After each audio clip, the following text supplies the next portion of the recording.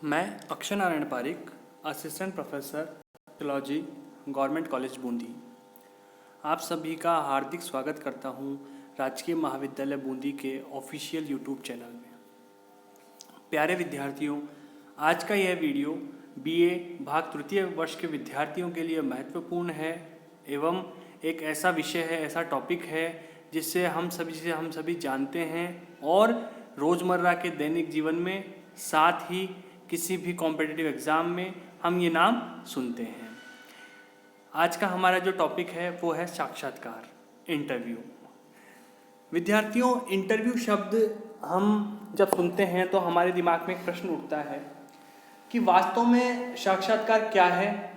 क्या केवल प्रश्न पूछने को हम साक्षात्कार कह सकते हैं या कुछ विशेष प्रकार के प्रश्नों को पूछने को साक्षात्कार कहा जाता है, अथवा जब साक्षात्कार को परिभाषित किया जाता है या साक्षात्कार के बारे में बताया जाता है कि वास्तव में साक्षात्कार क्या है या साइंटिफिक रूप से साक्षात्कार को हम कैसे समझ सकते हैं।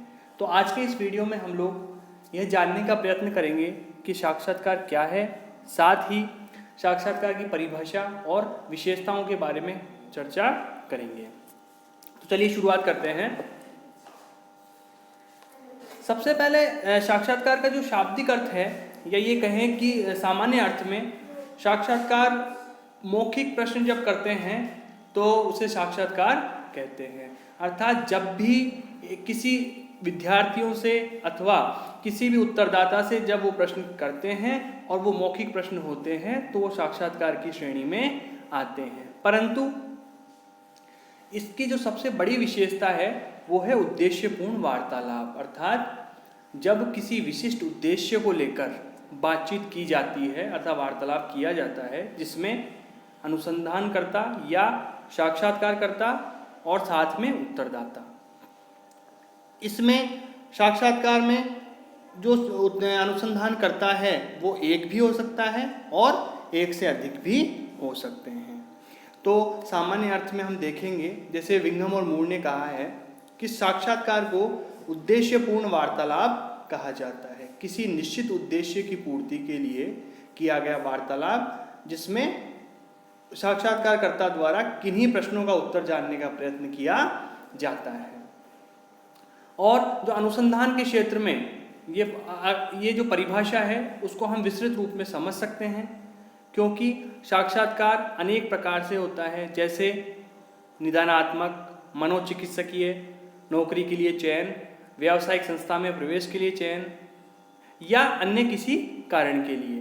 कहने का तात्पर्य है कि किसी भी समस्या के निदान के लिए या मनोचिकित्सक द्वारा किसी भी पेशेंट की स्थिति जानने के लिए अथवा किसी भी नौकरी में, जॉब में सिलेक्शन के लिए या अन्य किसी संस्था में प्रवेश करने का साक्षात्कार एक उचित माध्यम होता है। क्यों? क्योंकि इसके अंतर्गत अनुसंधानकर्ता द्वारा उत्तरदाता से प्रत्यक्ष रूप से प्रश्नों को पूछा जाता है और उसके उत्तर एकत्रित किए जाते हैं। गार्डनर ने अनुसंधान के क्षेत्र में साक्षात्कार की परिभाषा इस प्रकार से दी है। उन्होंने कहा है कि साक्षात्कारकर्ता द्वारा अनुसंधान से संबंधित जानकारी प्राप्त करने के विशेष उद्देश्य के लिए चलाया जाने वाला दो व्यक्तियों का वार्तालाप होता है, जो अनुसंधान के उद्देश्य के वर्णन और कारकों से संबंधित विषय वस्तु पर केंद्रित रहता है। यदि इस परिभाषा को हम समझने का प्रयास करें तो हमें ये बिल्कुल क्लियर हो जाएगा कि वास्तव में साक्षात्कार क्या होता है। जब एक निश्चित उद्देश्य के लिए, किसी विशेष उद्देश्य के लिए साक्षात्कारकर्ता द्वारा अनुसंधान से संबंधित जानकारी एकत्रित करने का प्रयास किया जाता है और वो प्रयास जो उसकी विषय वस्तु है या जिस बारे में, जिन कारकों के बारे में वो जानकारी प्राप्त करना चाहता है उससे संबंधित होता है। इस प्रकार से अनुसंधान साक्षात्कार में अनुसंधानकर्ता अनुसंधान से संबंधित विशेष प्रश्न पूछता है और उत्तरदाता द्वारा पूछे गए प्रश्नों तक ही अपने उत्तरों को सीमित रखता है। कहने का तात्पर्य है कि जो प्रश्न साक्षात्कारकर्ता द्वारा पूछे जा रहे हैं, उत्तरदाता द्वारा केवल उन्हीं प्रश्नों का उत्तर दिया जाता है। आगे हम लोग देखेंगे साक्षात्कार की विशेषताएं, कि वे कौन सी विशेषताएं हैं जो साक्षात्कार के अंतर्गत होनी चाहिए। सॉरी, ब्लैक और चैंपियन ने जो साक्षात्कार की विशेषताएं बताई है वो अग्रलिखित प्रकार से स्पष्ट हो सकती है।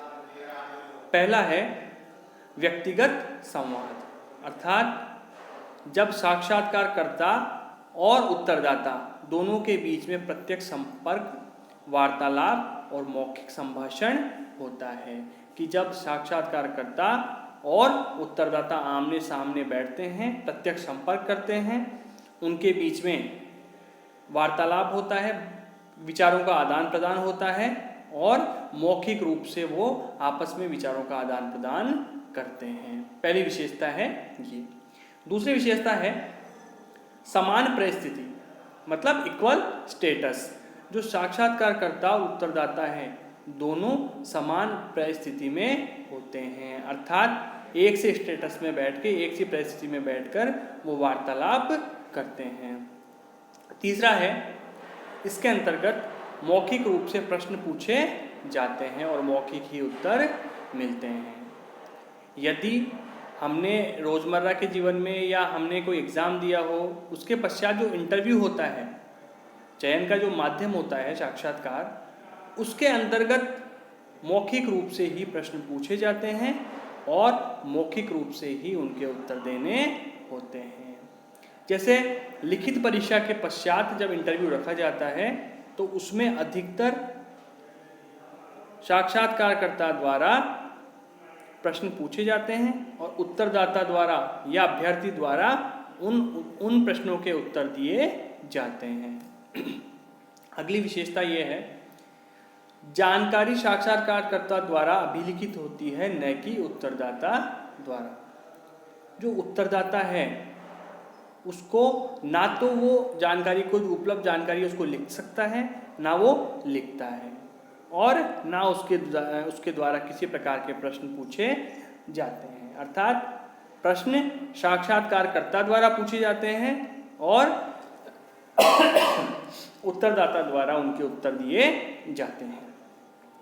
अगला है साक्षात्कारकर्ता और उत्तरदाता जो एक दूसरे के लिए अजनबी होते हैं के बीच संबंध अस्थायी होते हैं।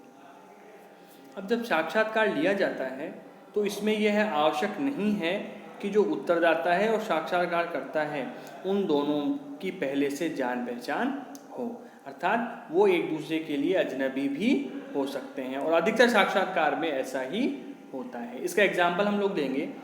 जब भी हम किसी परीक्षा को उत्तीर्ण करने के पश्चात अथवा साक्षात्कार के लिए जाते हैं तो जो साक्षात्कार करता हैं उनके द्वारा जो प्रश्न पूछे जाते हैं वो हमें उनके उत्तर देने होते हैं, परंतु इसमें यह आवश्यक नहीं है कि साक्षात्कारकर्ता हमें प्रत्यक्ष रूप से जाने, इसकी कोई गारंटी नहीं होती है। और ना ही ये अवश्य होता है कि जो साक्षात्कार करता है उसको उत्तरदाता द्वारा अक्सर पहचाना या जाना जाता है।